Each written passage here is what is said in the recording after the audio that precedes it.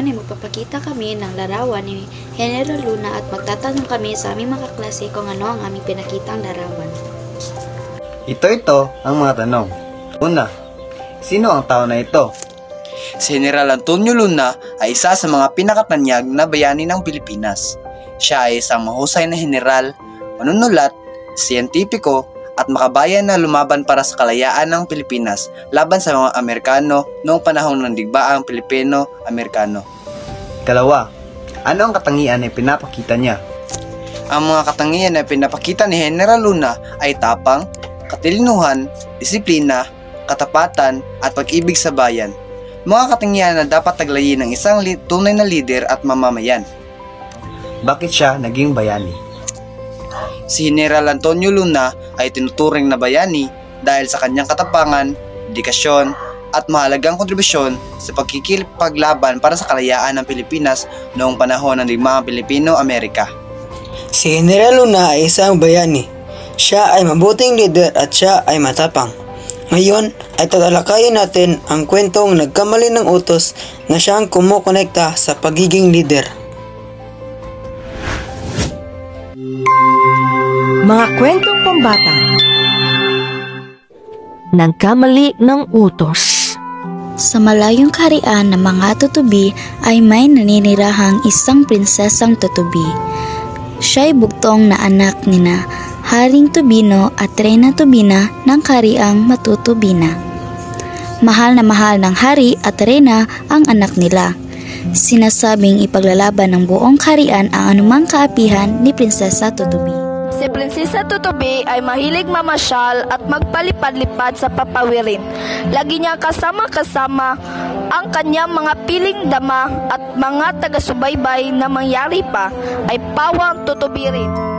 Isang araw, naisipan niyang lumipad patungo sa labas ng kaharian. Ibig niyang alamin kung ano ang daigdig sa labas ng kaharian. Tumakas siya sa kanyang mga dama at taga-subaybay. Mag-isa niyang nilakbay ang malawak na papawirin. Maligayang maligaya si Prinsesa Tutubi. Umaawit-awit pa siya sa kanyang paglipad. Wiling-wili siya sa lahat ng kanyang nakikita. Totoong nalibang si Prinsesa Tutubi at hindi niya napansin ang kumuno ng maiitim na ulap sa papawirin. Huli na ng itim puna ni Prinsesa Tutubi.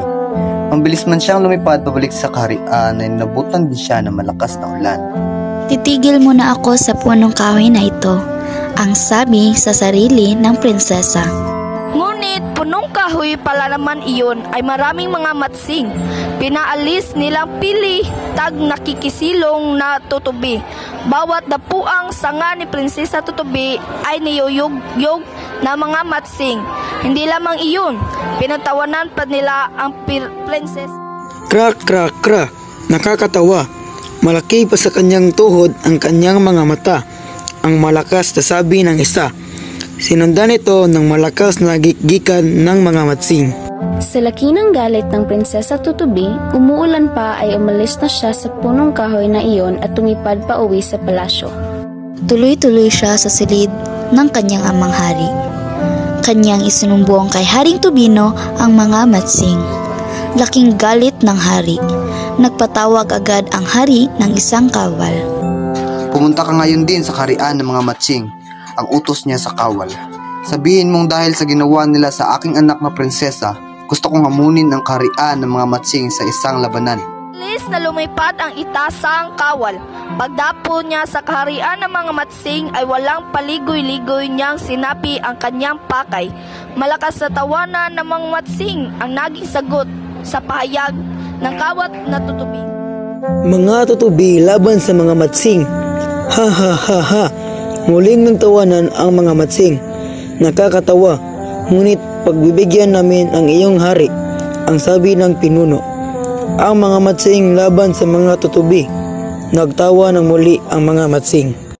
Kailan at saan gaganapin ang labanan? Ang tanong ng pinuno.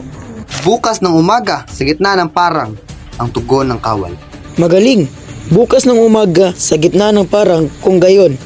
Ang masiglang pag-ulit ng matsing sa sinabi ng tutubi. Bumalik sa kanilang kaharian ang kawal na tutubi at ibinalita sa Haring Tubino ang naging katugunan ng mga matsing. Kinabukasan, naroon na sa isang panig ng parang ang hukbo ng mga matsing. Anong daming matsing! Wari ang buong kamatsingan ay naroon at pawing sandatahan. Bawat isa ay may dalang putol na kahoy na pumukpok. Nasa kabilang panig naman ng parang ang makapal na hukbo ng mga malilipad na tutubi.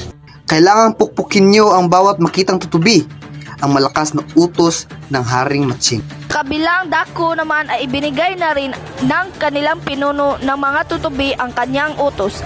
Dapat nating ipaghiginti ang kapihan ni Prinsesa Tutubi. Kailangan magbayad na ang mga matsing, dumapo sa ulo ng mga matsing. Kapag may panganib ay dagling lumipad ang malinaw at marahan niyang utos. Nagsalubong sa gitna ng parang ang mga manlilipad na tutubi at ang hukbo ng sandatahang matsing. Buong-buo ang pagtitiwala ng mga sandatahang matsing sa kanilang sandatang pangpukpok. Matapang din naming sumunod ang mga kawal na tutubi, palibasa ay nais nilang ipagiganti ang kaapihan ng prinsesa at ng buong kahariang matutubi na. Nagsimula ang labanan. Dapo at lipad ang mga tutubi. Pukpok dito, pukpok doon naman ang mga matsing. Kung tatanawin buhat sa malayo ang labanan, ay wari bang matsing laban sa matsing? Nakita ng pinuno ng mga matsing ang pangyayari. Nagkamali siya ng utos. Hindi nalaman agad na sa ulo pala ng kanyang mga kawal darapo ang maliliksing tutubi. Babaguhin sana niya ang kanyang utos, subalit huli na ang lahat. Isang kawal na matsing ang pilit na pinukpok pa ang tutubi sa ulo ng pinunong matsing. Kaya't nang matapos ang labanan, nakabulagtang lahat ang mga matsing. Samantala, walang sino mang tinamaan sa mga mabilis umiwas at lumipad ng mga tutubi. Naipaghiganti nila ang pagkaapi ng kanilang prinsesa at ng buong kahariang matutubi na. Isang araw, may isang prinsesa na sa Prinsesa Tutubi.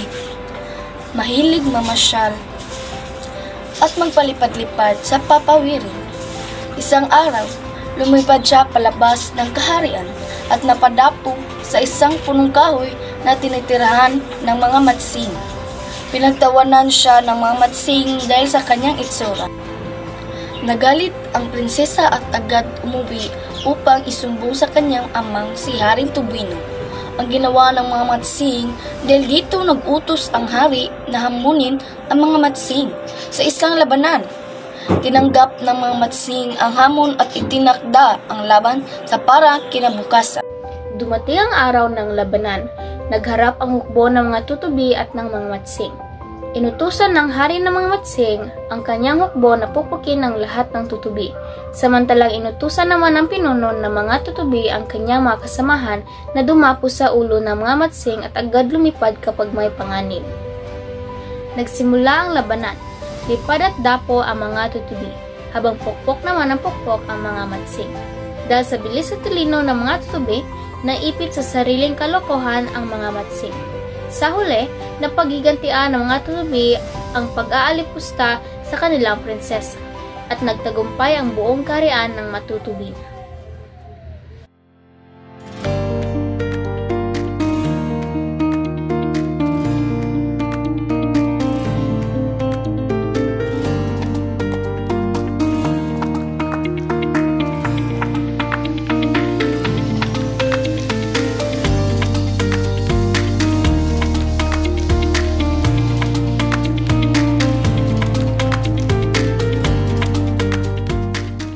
Maraming salamat sa mga nanonood sa video na ito. Sana meron kayong natutunan at naway pagpalain kayo ng Diyos.